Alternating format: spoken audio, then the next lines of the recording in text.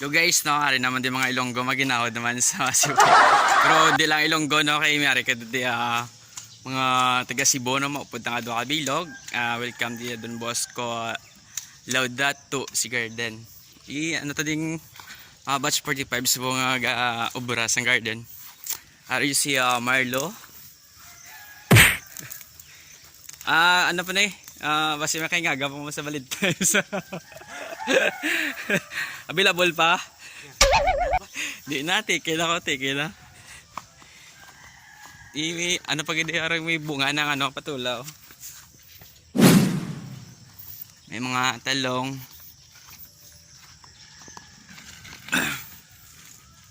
Bago pala ano, bagong bagong transfer. May mga natawag sila batong. Si Clarence. Hi guys. Welcome to my vlog. Welcome to my vlog. Available pa? Ano, may jawaway. Walang jowa, naghahanap pa. Walang jowa ko na pero si masakpan sa karon iabot dyan sa ano. Patay. Kilo.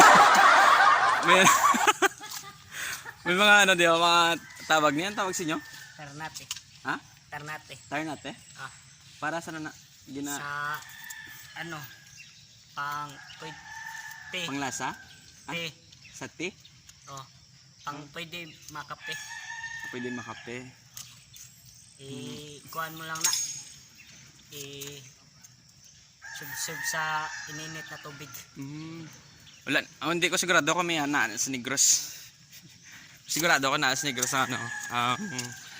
Tagabang, pero ano tawag niya ng Dragon fruit. Dragon fruit. So, kaya Tagabang na tawag na gani, manalipat ko ng saluyot sa Tagalog.